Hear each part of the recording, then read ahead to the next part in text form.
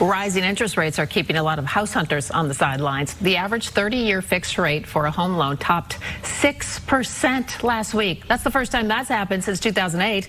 The Mortgage Bankers Association says the spike has a number of people applying for a mortgage plunging to the lowest level since 1999.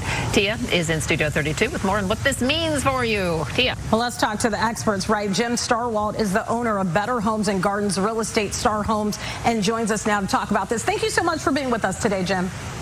Hey, thanks for having me. I'm glad to be here. Yeah, we have a lot to talk about as it relates to homes being on the market. Let's start right there with home inventory. And how long is the typical house on the market right now?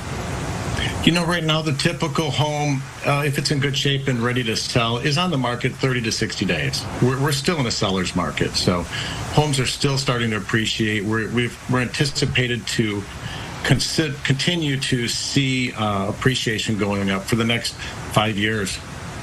Jim, let's talk about that a little bit more, because I know you said that, homes may be on the market a little longer than typical. Are we also seeing those homeowners that are selling their homes having to drop those prices a little bit in order to get a buyer? You know what? The homes that are prepped for sale properly, that are ready to go, they're still selling in a week to 30 days.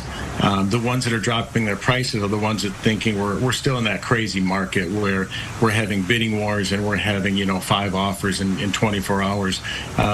We're still seeing the good homes selling for top dollar, for list price. We're still seeing appreciation. When we take the timeline from 2008 to now, we're still at an average of 3 to 5% appreciation straight through, and that's what we can expect for the next 5 years. So if you're thinking about buying a house, now is definitely the time. 6% that comes and goes right now. They're at about 5, 8, 7. Tomorrow they'll be at 6 1/4. It doesn't matter, because 7 is the historic average. In fact, I bought my first house, I paid 12%. So if you're going to buy a house, you can, if they go down, which they're not going to, you can always refinance. Let's talk about that percentage, though, because that may be a factor for some people to buy or not buy. Are there benefits, in your opinion, or risk factors involved in taking advantage of some of these zero-down mortgages that we have recently heard about, for example, Bank of America? You know what? The zero-down mortgages, they're a good option for some people. I feel you're still better to be in a house than to be renting, even though I do have, investment homes of my own that I rent out. I love that. Go ahead and pay my mortgage. If you can't get into a house, at least you're paying yourself. So you have to remember, if you're going to be making 3 to 6% appreciation per year, it's going to take you a few years. You're not going to be able to sell next year. So you have to take into consideration, am I going to take a job out of state next year?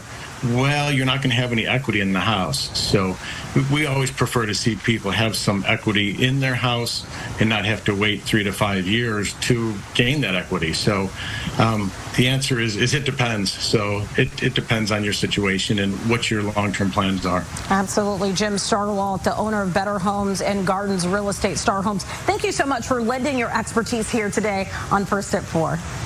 Absolutely. Thank you. All right, Anthony and Sally, I'll send it back to you.